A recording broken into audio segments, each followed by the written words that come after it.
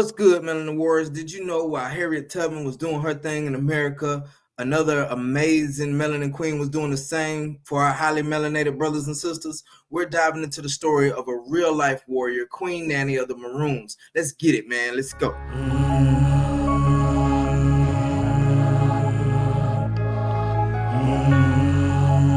Stand for something, you gon' fall for anything. Melanin Warriorz. Let's go. M-E-L-A-N-I-N Warriors. M-E-L-A-N-I-N Warriors. M-E-L-A-N-I-N Warriors. M-E-L-A-N-I-N Melanin Warriorz. Melanin Warriorz.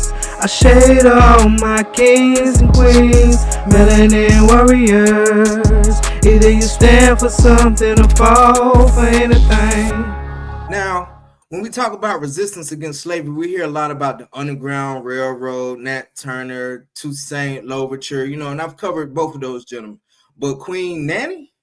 Oh, she was out here running guerrilla warfare in the mountains of Jamaica, y'all, making the British sweat bullets. If you've ever heard of her, y'all go ahead and sit tight. This is one history lesson they don't teach in school, but trust me, it's one y'all need to know. So let's set the stage for y'all, man. We're in the early 1700s, right? Jamaica is under British rule, and the island is a brutal place for enslaved, highly melanated people.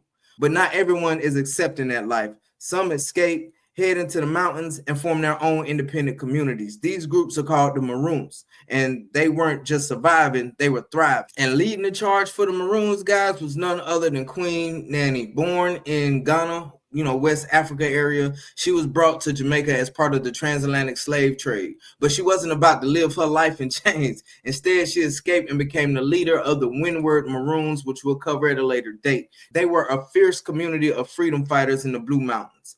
Now, Queen Nanny wasn't just a leader, she was a strategic genius. The Maroons didn't have the guns, money, or numbers that the British had, but what they did have was the land, their skills, and an unbreakable spirit. She trained her people in guerrilla warfare, blending into the jungle, using surprise attacks and setting up ambushes that kept the British on edge. So y'all think about it, man.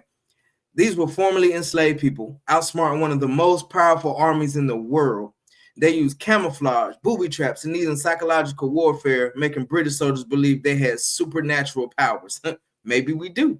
And speaking of powers, y'all, many stories say Queen Nanny had spiritual abilities. Some called her a Biha or a BA woman, meaning she could connect with the ancestors, predict enemy movements, and even catch bullets with her bare hands. Now, whether you believe that or not, one thing's for sure, y'all, this woman had something special. But here's what Queen Nanny's legacy really shines. It wasn't just about fighting, it was about freedom. She didn't just lead warriors, she led an entire community. She built a self-sustaining village where formerly enslaved Africans could live free, grow their own food, and protect themselves from capture. And y'all check this out. She didn't just sit back and wait for enslaved people to run away and find her. Oh, no, sir. Queen Nanny and her warriors raided plantations, rescued enslaved Africans, and brought them back to the mountains. She made freedom happen. The British hated her, man. I mean, hated her. She was such a problem that they sent out search parties and armies just to hunt her down. But every time they thought they had her, she had her people vanish into the mountains like ghosts. For over 30 years, she and the Maroons fought back against the British. And guess what, y'all? They won. So in 1939, the British had to sign a treaty officially recognizing the Maroons' independence. Imagine that, y'all.